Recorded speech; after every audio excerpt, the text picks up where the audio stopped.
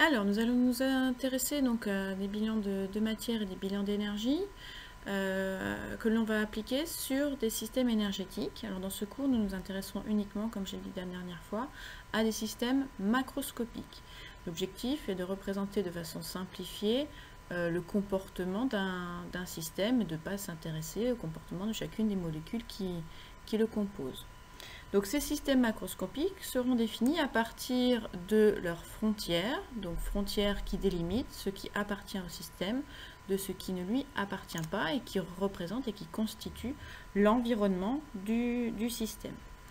À partir de cette frontière, on peut définir un certain nombre de variables d'état, comme on a vu la dernière fois, dont notamment la masse de ce système. Et la masse est une propriété qui répond à des bilans entrée et sortie, puisque la masse ne se crée pas dans les systèmes que nous étudions et ne disparaît pas non plus. Donc si on souhaite étudier l'évolution au cours du temps de la masse contenue dans un système, donc système qui va être noté ici CV, CV qui veut dire volume de contrôle, avec sa notation anglaise, eh bien, on étudie la masse qui est contenue dans le système à l'instant final, moins celle qui est contenue dans le système à l'instant initial, le tout divisé par l'écart de temps qui sépare ces deux instants. Donc à partir de ça, on peut définir la variation de la masse contenue dans notre système, et cette variation de masse dépend de la quantité de matière qui est rentrée et de la quantité de matière qui est sortie du système au cours de cette même période. Donc quantité de matière qui est rentrée ici par l'entrée notée E et quantité de matière qui a pu sortir ici sur la partie notée S. Donc entre l'instant initial et l'instant final, on a une variation de la quantité de masse contenue dans notre système. Et cette équation définie sur une période relativement longue peut également être définie de façon instantanée. Et bien entendu, dans ce cas, la variation instantanée de masse de notre système va dépendre non plus des quantités de matière entrée et sortie sur une période importante, mais va dépendre des débits entrants et des débits de matière sortant à l'instant justement qui nous intéresse. Alors ce bilan qui a été fait ici sur un système avec une entrée et une sortie est bien entendu, peut être bien entendu être étendu à un système qui comprend plusieurs entrées et ou plusieurs sorties. Si dans ce cas-là on a une, deux, trois entrées, il va falloir étendre cette équation ici avec une entrée et une sortie à une équation plus générale dans laquelle on va additionner toutes les entrées du système.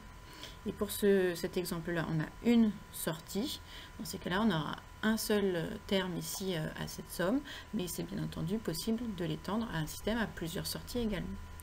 Donc la variation instantanée de masse du système ici défini par sa frontière dépend de l'ensemble des débits entrants et de l'ensemble des débits sortants.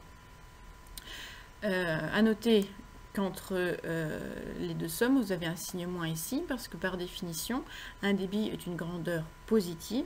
Donc on additionne toutes les grandeurs positives entrantes, et on est obligé de rajouter un signe moins pour signifier ou pour représenter le fait qu'on a certains débits qui sortent effectivement du système qui nous intéresse. Pour la masse, de la même façon que pour l'énergie, dans ce cours, on comptera positivement tout ce qui rentre dans notre système et on comptera négativement tout ce qui sort de notre système. Donc sur ce schéma, vous avez également représenté ici un travail échangé par le système qui nous intéresse.